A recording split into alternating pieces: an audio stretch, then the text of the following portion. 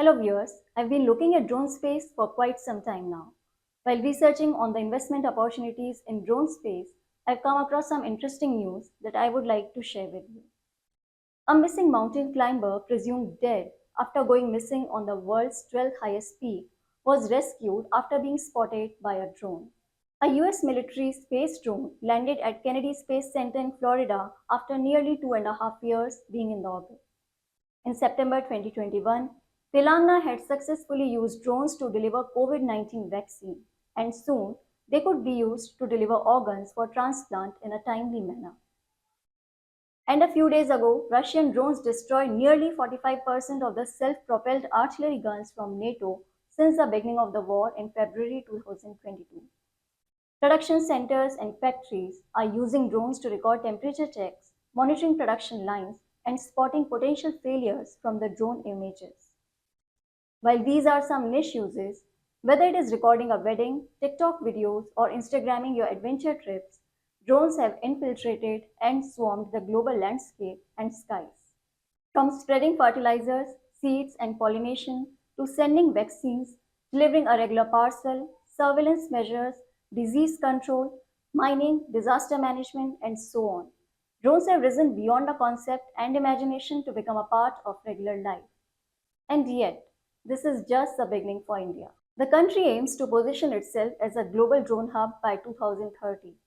As per industry estimates, drones, also called unmanned aerial vehicles, are expected to replace 80% of the tasks that are presently carried out by manned aircraft.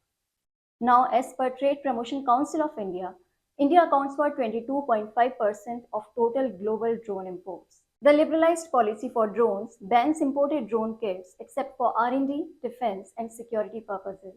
It opens nearly 90% of the Indian airspace as a green zone up to 400 feet for drones and does away with pilot license requirements for non-commercial micro and nano drones. And then there are PLI incentives that compensate for 20% of the value addition done by a company over next 3 years. As per Civil Aviation Minister, you may soon see air taxis with drones weighing up to 500 kgs come under the ambit of new drone policy. So, the drone market is at an inflection point with high potential to explore. And I think it's a good time to keep a tab on the drone stocks. The Civil Aviation Ministry expects domestic sector to hit revenue of rupees 120 billion to rupees 150 billion by 2026 from its current turnover of about 0.8 million. That's a 150 times expansion. And as per Niti Aayog estimates, the Indian market for UAV will be over $50 billion over the next 15 years. Now, even if we take these estimates with a fist of salt, the supernormal growth in drones is a given. So let us take a look at the listed companies that are participating in the drone revolution. The first is Ratan India Enterprises. The company is making a dent in almost all new age industries you can think of: EV, fintech, e-commerce, and drones. Its wholly owned subsidiary, NeoSky India Limited, has both drones as a service and drones as a product under its portfolio. NeoSky also has 60% stake in Bangalore-based Throttle Aerospace Systems. It is India's first DGC-approved drone maker for civil drones.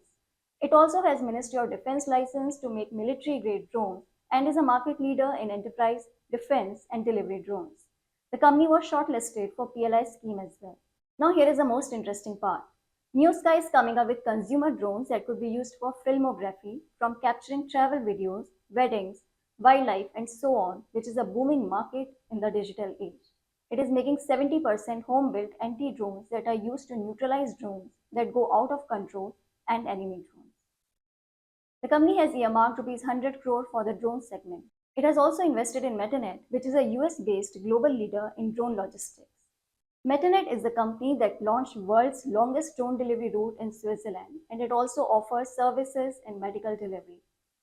But past historical performance of Ratan India does not inspire much confidence. However, it is indeed a stock to keep in your drone stock watch list. The second is Zen Technologies, a market leader in manufacturing defense training solutions with over 95% market share in tank simulators. Ministry of Defense is its key customer. The company offers global defense training through live and virtual simulations for armed forces, security forces, and paramilitary forces, and develops drones and anti-drone solutions for enemy zones. Zen Technologies expects new products such as heavy lift logistic drones and anti-drone solutions to contribute significantly to its revenues and profitability in the coming years. The company has reported revenue of rupees 151 crores in the trailing 12 months, and the latest order book is at rupees 404 crores. The debt to equity ratio is less than 0.1 times. With strong R&D investments, the company claims of strong intellectual property. It has filed 112 patents, of which 27 have been granted. Other defense players that are exploring drone opportunities include Bharat Electronics and Paras Defense. Bharat Electronics has signed a memorandum of understanding with Drone Tech Corporation in the US and is also focusing on anti-drone segment. Paras Defense and Space Technologies is foraying into drone and anti-drones via its two subsidiaries. One of these, Paras Aerospace, in which it has 60% stake, has been shortlisted for PLI scheme.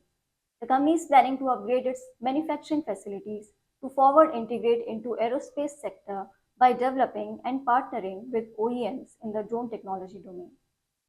On the slide are some companies that have invested in drone startups.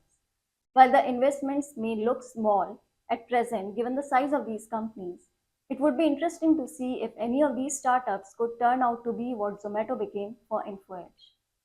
It is worth mentioning here that IdeaForge, in which Infosys has invested, is India's largest drone maker with 50% market share in unmanned aircraft system and has applications in surveillance, mapping, and surveying.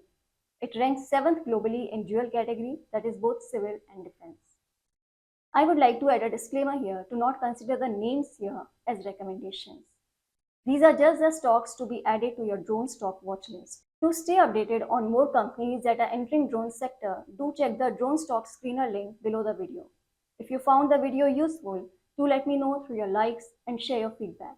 For more such updates on investment opportunities, subscribe to Equitymaster YouTube video channel. Thank you for watching. Goodbye.